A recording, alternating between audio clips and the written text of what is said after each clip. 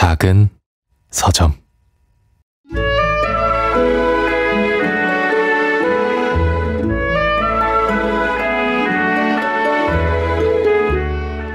내 일본인 친구의 이름은 다카하시 하루오인데 그는 일본인답지 않게 여행을 매우 좋아했기 때문에 전 세계에 친구를 가지고 있었다.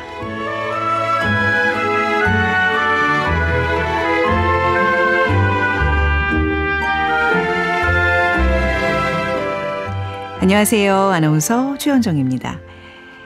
오늘 소개되는 책 가운데 이장욱의 소설 절반 이상의 하루오 첫 문장으로 작은 서점 문 열었습니다. 세계를 여행하는 일본인 하루오가 어느 날 부산 뒷골목을 찾아오면서 기묘한 일들을 경험하게 되는데요. 일상에서 벗어난 그가 본 것은 무엇일까요? 자, 오늘 마련된 장유진의 책갈피에서 그 이야기를 마저 들어보죠.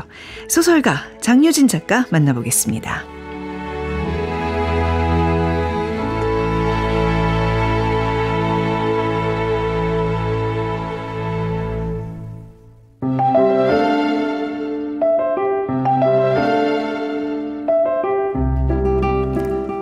꽃과 잎 사이, 책장과 책장 사이, 사람과 사람 사이 언제든 끼워두세요. 장유진의 책갈피.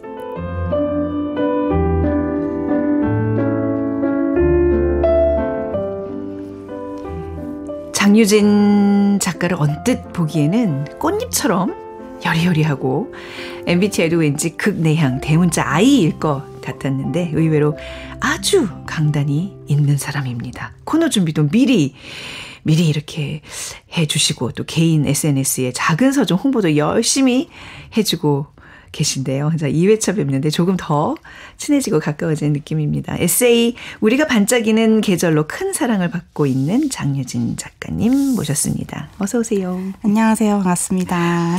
네, 우리가 반짝이는 계절. 요즘 뭐 인기 실감하고 계시고 책과도 너무 이 계절이 또 잘 어울려서 요즘 오프라인에서 독자들의 반응이 굉장히 뜨겁잖아요. 신나죠? 네. 여태까지는 이제 소설만 썼었는데 네.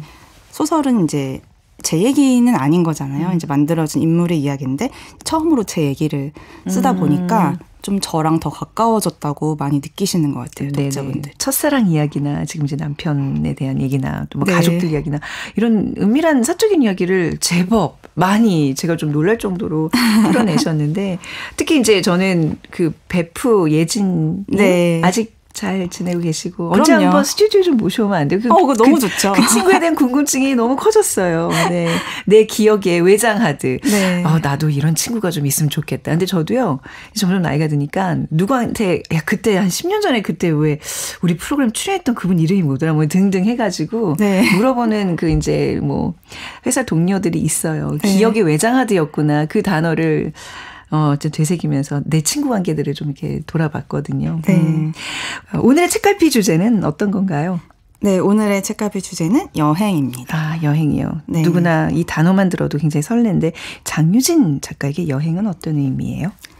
이번에 제가 쓴 책이 여행 에세이예요. 어떻게 보면. 그런데 이제 사실 여행에 대한 이야기가 될 거라고 생각을 했는데 쓰다 보니까 이제 같이 간 친구에 대한 이야기를 쓰고 싶었구나라는 걸 좀 깨닫게 되더라고요. 그래서 그 여행을 쓰려고 여행을 간 게 아닌데 그 여행을 하면서 내내 이 여행을 글로 남겨야겠다. 에세이를 써본 적이 없지만 에세이로 남기고 싶다는 욕구가 계속 일었어요. 근데 그게 이제 친구와의 우정을 남기고 싶어서였구나라는 걸 깨달았거든요. 그런 식으로 제가 몰랐던 거를 좀 깨닫게 해주고 환기를 시켜주는 것 같아요. 네. 저는 이제 여행 얘기를 이제 본격적으로 할 텐데 약간 세대 차이도 좀 느꼈어요. 이제 MZ 세대고 저는 무슨 세대? 저는 X 세대.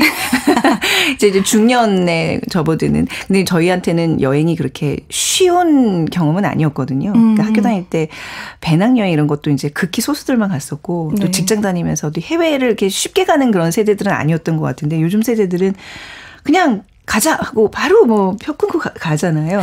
저도 좀 찔리는데 네.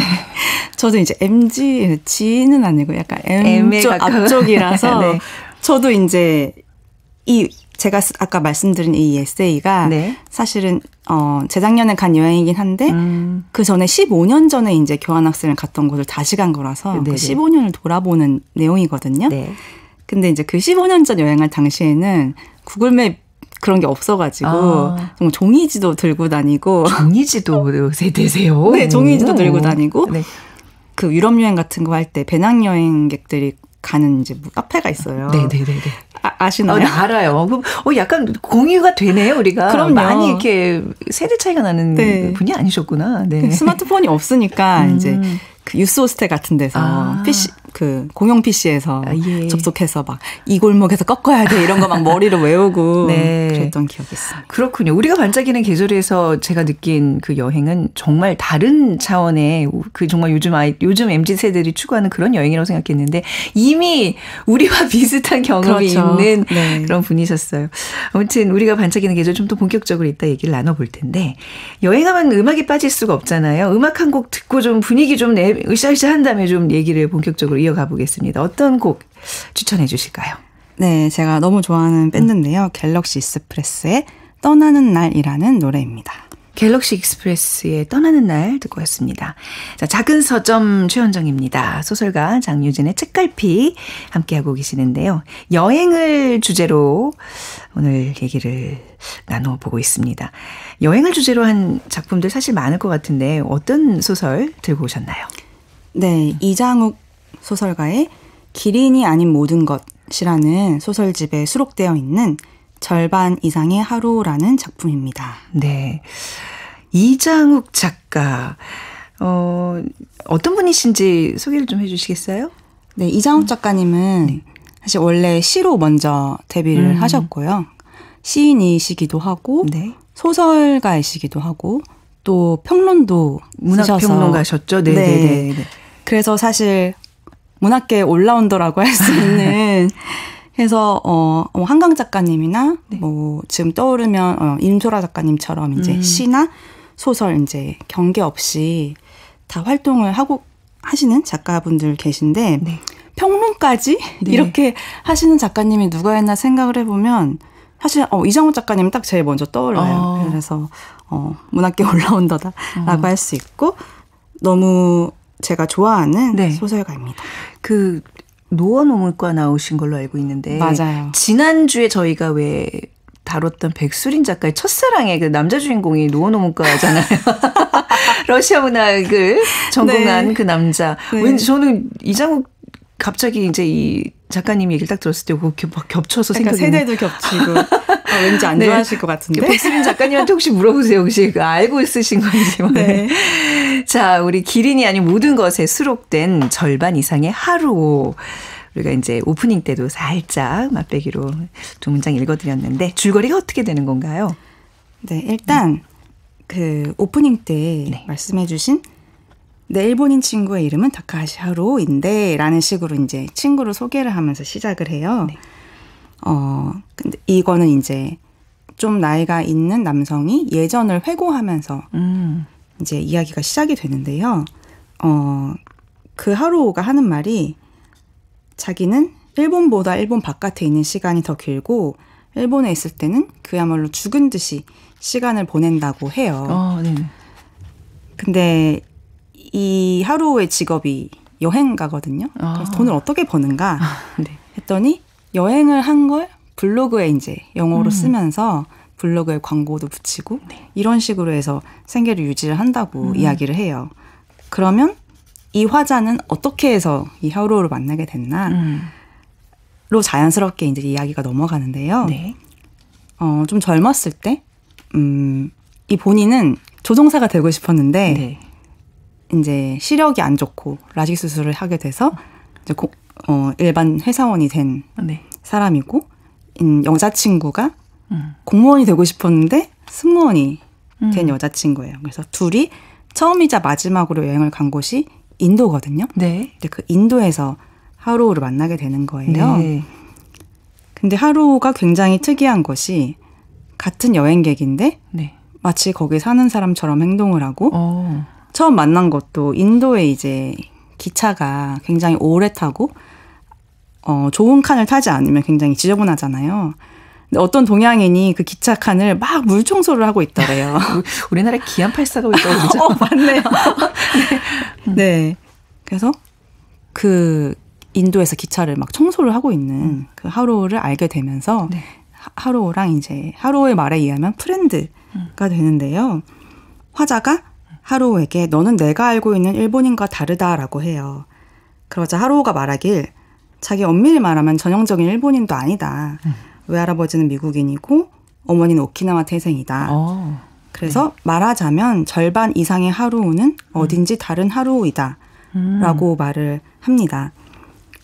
근데 이 하루오가 어떻게 여행을 시작하게 됐냐면 여러 가지 불행에 시달렸다고 해요. 그래서 뭐 부모님이 이혼하시고 뭐 학교에서 왕따에 당하고 그래서 원하던 대학에도 낙방을 하고 네. 이런 되게 절망적인 상황에서 무작정 이제 여행을 떠난 거예요. 그러니까 자기 말에 의하면 일종의 자살 여행이었다라고 하는데 충분한 돈이 없어서 이제 부산으로 네. 여행을 오는 거죠. 자기 인생의 마지막 여행이다라는 생각으로.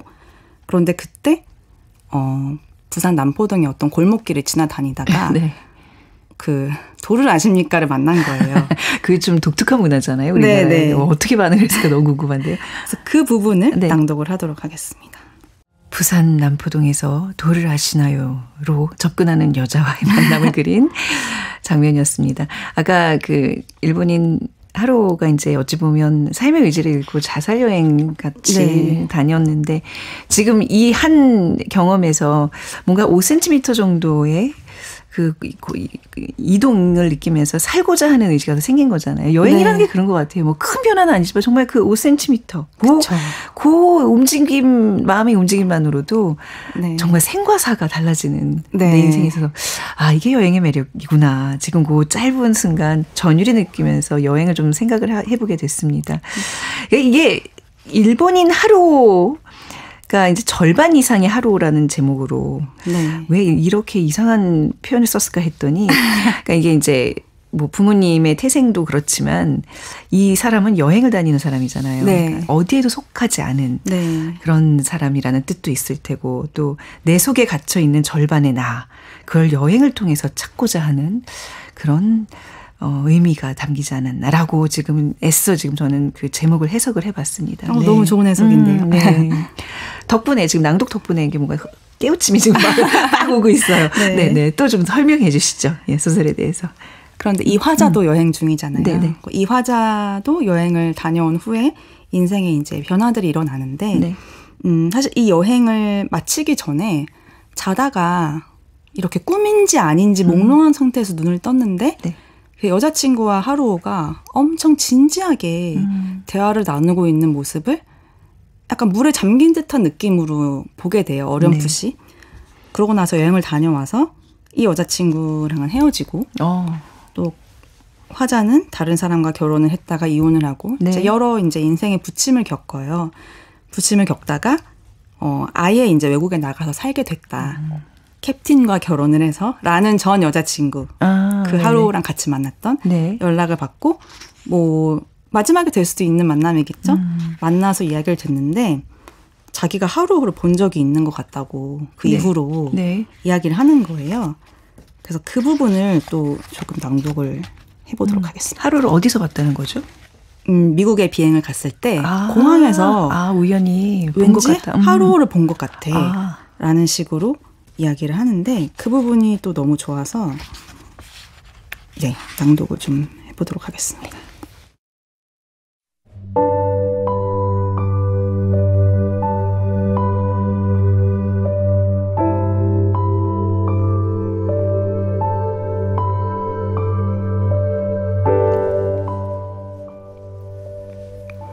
저것은 하루오이다 라는 생각이 든 것은 실랑이를 벌이던 남자가 문득 그녀 쪽을 돌아보았을 때였다. 눈이 마주치는 순간 빙긋하는 웃음이 남자의 얼굴을 지나갔다고 생각한 것은 아마도 자신의 착각이었을 거라고 그녀는 덧붙였다. 젖은 눈을 손바닥으로 받으며 작은 사랑이 하나 지나가는 느낌이었다. 이거 어떤 느낌으로 지금 읽어주신 거예요? 네. 그때 되게 꿈꾸듯이 그 둘이 이야기하는 걸 뒤에서 봤다고 했잖아요. 네. 그래서 그거를 이제 10수년이 지난 후에 이야기를 듣는 건데, 모르겠어요. 이게 만약에 뭐 아침 드라마다, 주말 드라마다 그러면은 네. 걔랑 무슨 사이였어? 이렇게 할 텐데 그런 게 아니니까 저는 그 둘이 무슨 사이였던 거야, 그러면? 그게 막 현실로 해집기보다는 네. 그냥 이 작가님이 만든 이 장면과 문장과 이 분위기를 그냥 읽으면서 네. 감상하고 느끼고 즐기게 되는 것 같아요. 네네. 뭔가 이렇게 의미를 자꾸 해석하고 그 결과와 원인을 분석하려는 네. 이런 사고를 좀 버려야 되는데, 저는 지난주에 우리 장윤 작가께서 단편소설 읽을 때 어떤 그런 지침? 노하우를 좀 알려주셨잖아요. 저한테는 네. 그게 굉장히 큰 가이드가 됐어요. 그쵸. 앞으로 단편 읽을 때는 이게 끝이야? 서사가 왜 여기 반쯤에서 뭐 절반에 멈춰? 이런 의심을 하지 않고 있는 그대로를 받아들이자. 지금도 말씀하신 게 네. 거기에 대한 뭐 그 과거를 해집기보다는 그 문장 그대로 받아들이자. 그걸 네. 즐기자라는 의미로 절반 이상의 하루 오늘 이렇게 소개를 받았습니다. 이장욱 작가의 이 소설, 뭔가 여행을 꿈꾸는 사람들이 한 번쯤 이렇게 마음 평온하게 여행을 준비하기 전에 좀 읽어보기 좋은 책인 것 같아요. 어떤 그 추천의 마음으로 이 책을 들고 오신 거예요? 사실 여행이라는 키워드를 듣자마자 네. 이 소설이 가장 먼저 떠올랐고 여행을 가서 그리고 다녀와서 네. 생기는 어떤 말 그대로 5cm 정도의 변화 같은 거를 느낄 수 있는 좋은 소설인 것 같아서 가져왔습니다. 네, 그러니까 이제 어디 낯선 도시를 가면 나를 아는 사람들이 없잖아요. 네. 그러니까 익명성에 내가 이제 그 즐기게 되잖아요. 내 본능도 마음껏 노출하게 되고, 그러다 보면 진짜 그 5cm의 나를 발견하기 참 좋은, 그게 바로 여행의 목적이 아닌가 싶은데, 너무 떠나고 싶다. 이 밤중에 우리가 책 한 권을 두면서 여행 충동이 막 떠오르고 있습니다. 자, 여행하면 떠오르는 책, 이장욱 시인의 단편 소설 절반 이상의 하루 들어봤습니다. 이 소설과 어울리는 노래, 우리 장유진 작가님 어떤 곡 추천해 주실까요? 이 소설과 딱 어울리는지는 모르겠지만 제가 좋아하는 스텔라장이 이번에 2집을 얼마 전에 새로 냈어요. 네. 거기 수록된 수록곡인 뜻밖의 여정이라는 곡입니다. 네, 스텔라장의 뜻밖의 여정이었습니다. 작은 서점 아나운서 최현정입니다. 장유진의 책갈피, 장유진 작가와 함께하고 있습니다. 아까 초반에 제가 이제 뭔가 이 여행에 있어서 세대차가 좀 느껴진다는 얘기를 했었잖아요.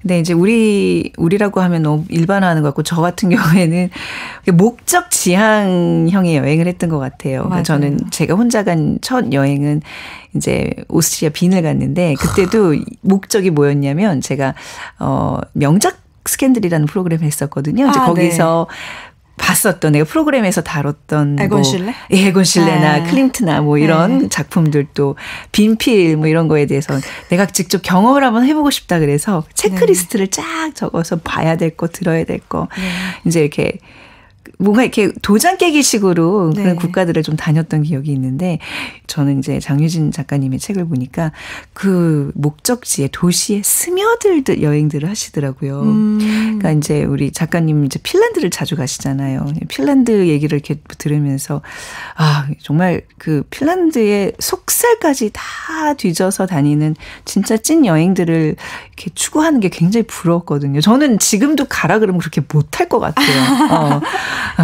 왜 이렇게 다르지? 라는 생각을 하면서 우리 작가님 책을 봤는데, 일의 기쁨과 슬픔 중에서 그 탐페레 공항 얘기를 조금 해주신다면서요? 네.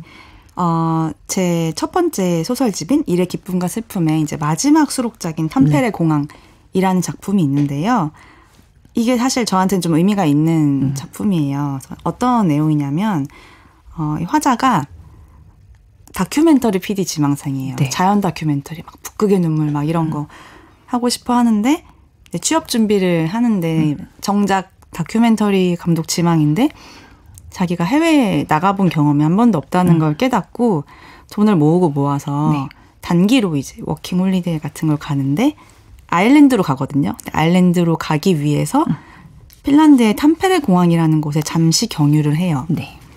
거기서 어떤 노인을 만나요. 눈이 잘 안 보이는, 그러니까 완전히 안 보이는 건 아니지만 좀 시력 장애가 있어서 그 노인이 공항에서 같이 경유하는데 같이 비행기를 기다려요.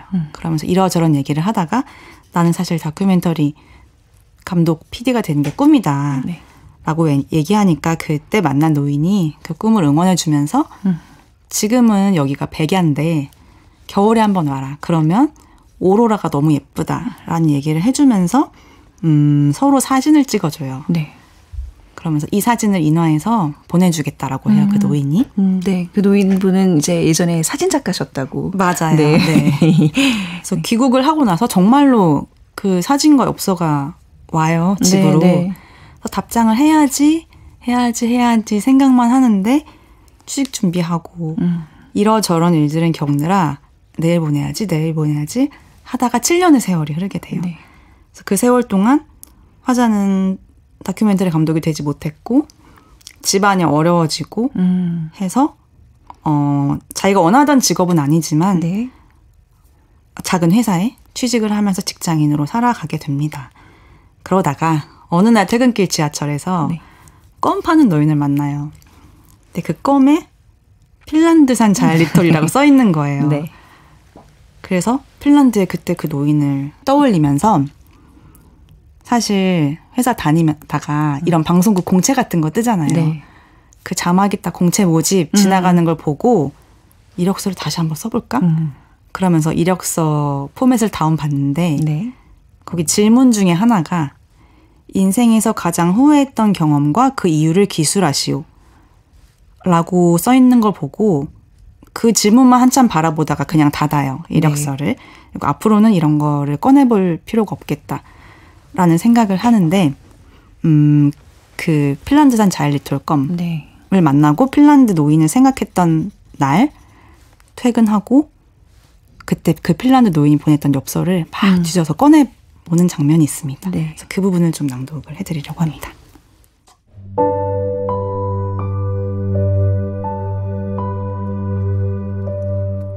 퇴근하자마자 단물이 다 빠진 자일리톨 껌을 휴지통에 뱉어버리고 코트와 가방을 방바닥에 내팽개쳤다. 책상이 놓인 창문 쪽으로 시선을 돌렸다. 창틀 위에 붙은 테이프가 눈에 들어왔다. 아주 오래전에 저곳에 엽서가 붙어 있었다는 걸 테이프 위의 얇은 종이 찌꺼기가 말해주었다. 아무렇게나 찢겨 남겨진 종이는 때가 타서 새카매졌고 테이프는 접착력이 다해 거의 너덜거렸지만 어쨌든 여태 그곳에 붙어 있었다. 나는 테이프 위에 남은 꼬질꼬질한 종이의 흔적을 한참 동안 노려보았다. 나는 알고 있었다.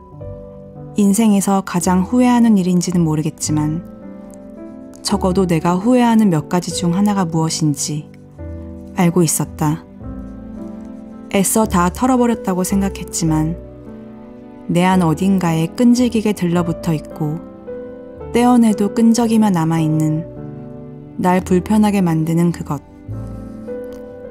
내가 그것을 다시 꺼내는 데는 많은 용기가 필요하고 꺼내서 마주하게 되더라도 차마 똑바로 바라보기는 힘들 거라는 걸 너무 잘 알고 있었다.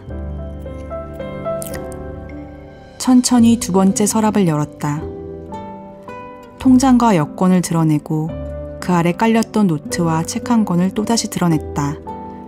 그리고 맨 아래 핀란드 노인이 보냈던 편지 봉투가 모습을 드러냈다. 깜깜했다. 그곳에 편지 봉투가 있다는 사실은 알았지만 너무 오래전 일이어서 봉투 안에 무엇이 들었는지 편지에는 어떤 내용이 쓰였는지 도무지 기억나지 않았다. 단지 시간이 많이 흘렀기 때문만은 아니었다. 나는 언젠가부터 노인으로부터 편지를 받았던 일을 없었던 일이라고 여겼다. 그리고 그렇게 생각할수록 정말 없었던 일이 되어버린 것만 같았다. 왜 그랬는지는 모르겠지만 아마도 그가 이미 죽었을 것 같다는 생각 때문이었을 것이다. 한 해가 지나고 2해가 지나고 노인이 지금쯤 몇 살일까를 떠올리다가 고개를 젓곤 했다. 만약에 노인이 정말 그렇게 되었다면, 그걸 내가 알게 된다면 나는 미안해서 도저히 견디지 못할 것 같았다. 봉투를 꺼냈다. 열린 입구를 아래로 향하게 기울이자 툭 하고 내용물이 쏟아졌다. 뒷면이 찢긴 오로라엽서. 그리고 6년 전의 나였다. 촌스러웠지만 그래도 귀여웠다. 세상에 사진 속에 나는 팔자 주름도 없다. 그런데 팽팽한 것은 내 사진 속 내 피부뿐만이 아니었다. 들고 있는 사진이 이상하게 빳빳하게 느껴졌다. 무심코 사진을 뒤집었다. 뒤에 두꺼운 종이가 덧대어져 있었다. 점이 많은 알파벳이 쓰여 있었는데 읽지는 못했다. 글씨가 아닌 그림을 보고 그게 시리얼 상자를 잘라서 붙인 거라는 걸 알았다. 이게 왜 붙어 있지? 나는 편지를 꺼내려 봉투를 다시 집어들다가 조금 전에는 보지 못했던 것을 발견했다. 왼쪽 위 주소를 쓰는 곳과 오른쪽 아래 주소를 쓰는 곳 사이에 봉투를 대각선으로 가로지르는 문장이 적혀 있었다. Do not bend. Photo inside. 구부리지 마시오. 사진이 들어있음.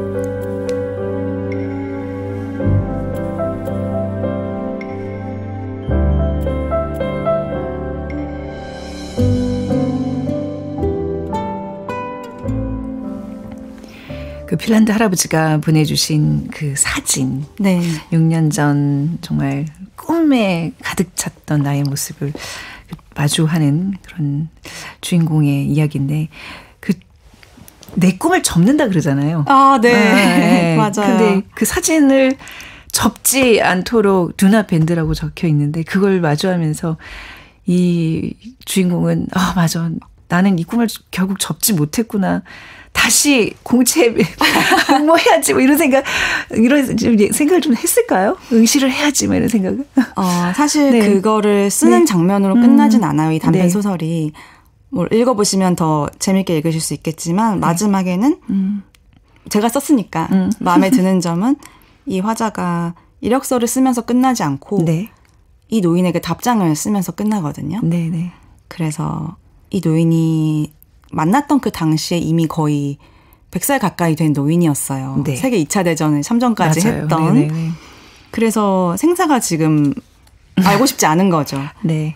과연 이 노인이 살아있었는지 어떻게 됐는지는 소설을 읽어봐 주시면 되겠습니다. 이 핀란드의 할아버지가 결국 나의 그 꿈을 상징하는 것 같아요. 네. 근데 자꾸 상상에 맡기는데 전화하지 않나요? 네, 맞아요. 그 마지막에 그 장면이 나옵니다. 더 얘기하면 안 되는 거죠. 안 읽으신 분들을 위해서. 근데 저는 이 소설도 읽었지만 이제 우리가 반짝이는 계절을 최근에 이제 읽으면서 탐페레 공항의 숨은 비밀을 알았잖아요. 우리 작가님이 거길 다녀오시지 않고 상상 속에서 그린 거라면서요. 맞아요. 이게 어떻게 가능하죠? 근데 본인이 또 그 먼 후에 탐페레 공항에 갔을 때 내가 쓴 거랑 거의 똑같은데 나의 이 상상력 하면서 스스로 되게 뿌듯해했던 그 장면들이 굉장히 인상적이었어요. 네, 요즘은 그렇지 네. 않은데 네. 그때 15년 전만 해도 그 저가 항공의 허브였어요. 탐페레 공항이. 네네. 그래서 이제 이름만 들어서 알고 있었고 제가 교환학생 같이 갔던 그 예진이라는 친구가 네. 탐페레 공항에 가보고 저한테 엽서를 보내줬었어요. 공항에서. 네. 무민 엽서를. 네. 탐페레가 너무 좋다. 사람들도 너무 친절하고. 그래서 사실 저는 그 엽서의 내용이 기억에 남아서 탐페레를 배경으로 소설을 쓴 거거든요. 친구의 그 몇 마디의 안부 엽서로 상상을 한 거잖아요. 네네. 근데 저는 여기서 굉장히 놀랐던 게 작가의 상상력이 이렇게 대단하구나. 거의 그 상상과 실제 그 공항 모습이랑 거의 일치했다고 본인은 얘기하시던데. 이제 물론 구글맵 같은 것도 네. 보고 쓰긴 했는데 외관만 보고 썼어요. 글쎄. 네. 근데 안에는 이제 뭐 사람이 없고 이런 걸 묘사했는데 되게 비슷했고 너무 신기한 건 네. 제가 그 친구랑 이번에 다시 15년 만에 그곳에 갔잖아요. 네. 근데 그때 탐페레 공항 가봐야지 네네. 해서 정말 공항에 가기 위해서 굳이 하루 시간을 빼서 네.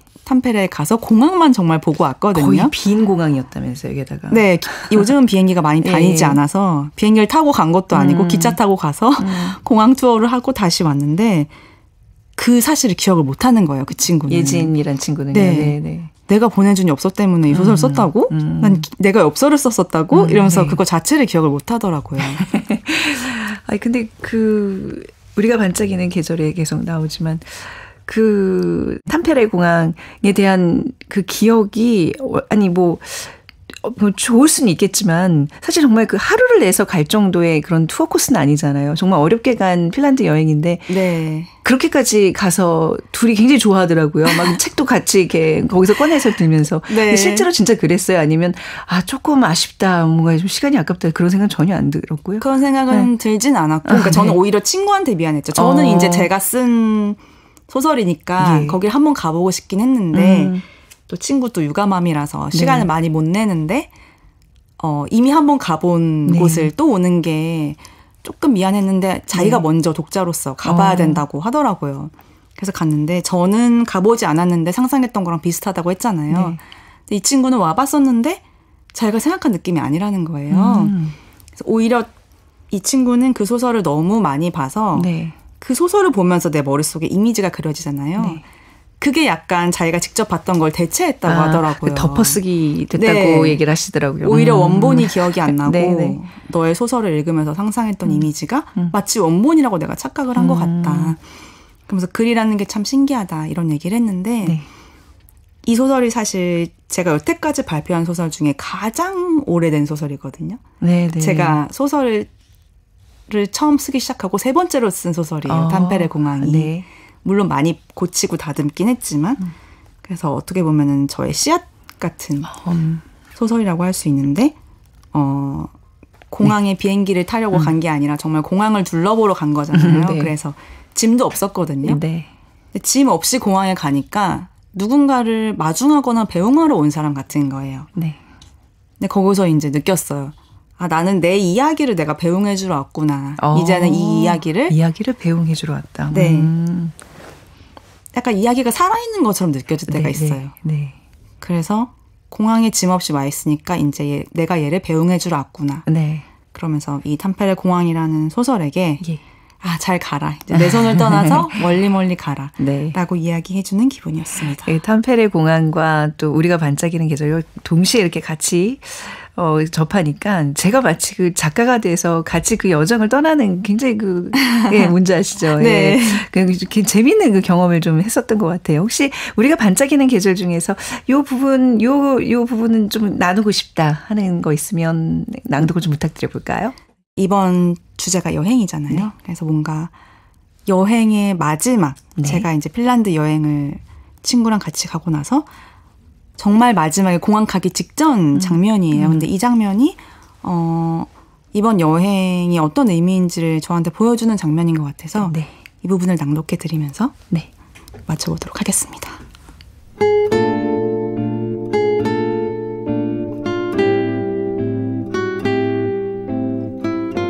나는 마침 우리 곁을 지나가던 르베인의 서버에게 다가가 물었다. 혹시 여기 와이파이 비밀번호가 뭔지 알 수 있을까요? 그가 갑자기 엉뚱한 대답을 했다. 긴장 푸세요. 네? 그리고 즐기세요. 뭘 즐기라는 거야 갑자기? 대체 무슨 얘기를 하는 거지? 그가 이어 말했다. 그게 비밀번호예요. Relax and enjoy. 이유는 모르겠지만 어쩐지 기분이 너무도 좋아져 웃음이 비실비실 새어나왔다. 이렇게 멋진 비밀번호는 처음이에요. 우리가 이곳에 올 때마다 변함없이 환한 미소로 우리를 맞아주던 익숙한 얼굴의 서버. 그는 핀란드 사람일 수도 아닐 수도 있다. 인종적으로 보면 나와 더 가까워 보였다. 어쩌면 15년 전의 나처럼 유학생일 수도 아닐 수도 있다.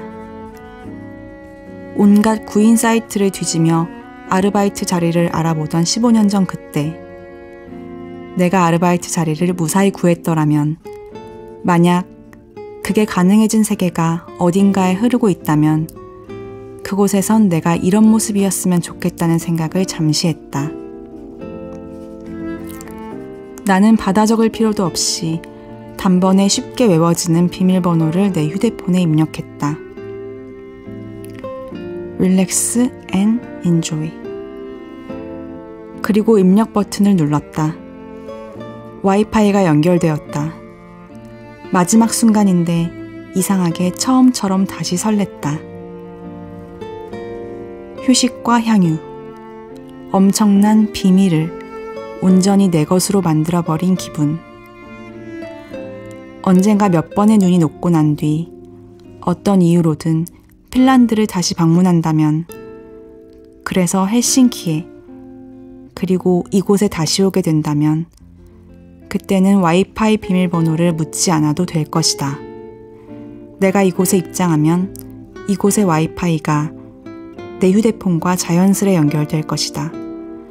눈에는 보이지 않지만 이곳과 내가 소리 없이 연결될 것이다. 착 붙을 것이다. 너무나 닮고 또 다른 사랑하는 친구와 함께 즐긴 열흘간의 차분한 휴식이 따스하고 청량하게 끝나가고 있었다.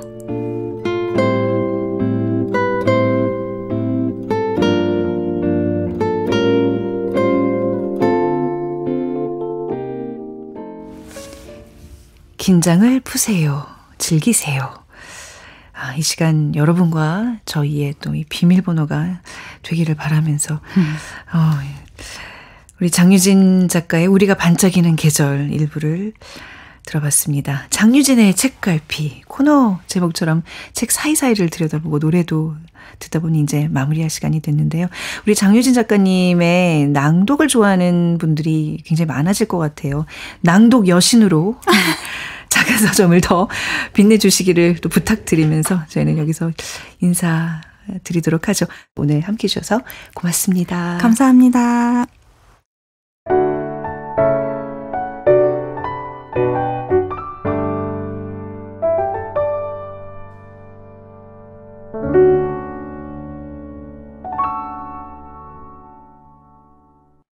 작은 서점.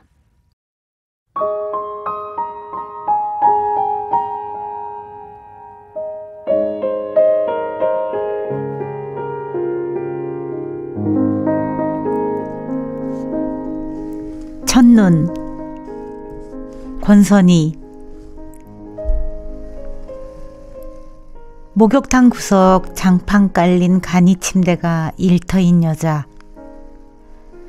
젖은 팬티, 젖은 브레이저가 유니폼인 화자씨가 손님 얼굴에 오이 갈아얹고 겨드랑이며 사타구니며 정성껏 때를 민다. 힘들 때마다 성수 한 바가지씩 끼얹어가며 날 때부터 굽은 등 숙여 밥을 번다. 좋다고 달라붙은 사내가 하나 있었지만, 눈 맑은 새끼도 하나 있었지만 이유를 말할 수 없다. 외로운 물칸 떠도는 꽃의 자식. 사네 못 사네 죽이네 살리네 대들어봤자 둥근 무덤 짊어진 죄만으로도 이번 생은 무조건 화자 잘못이었다. 환갑 지나도 화자야 화자야 불리며 목욕탕 휴게실에서 숙식하는 겨울. 싹싹 비벼빤 호피무늬 속옷 창가 건조대에 널며 화자씨 말갛게 웃는 이유. 언니야, 첫눈 온다. 시 읽는 시인 권선희 시인의 목소리로 첫눈 만나보셨고요. 이어서 강하솔과 임보라 트리오가 함께한 눈 내린 새벽까지 들으셨습니다. 작은 서점 오늘 문 여기서 닫겠습니다. 지금까지 아나운서 최원정이었습니다. 고맙습니다.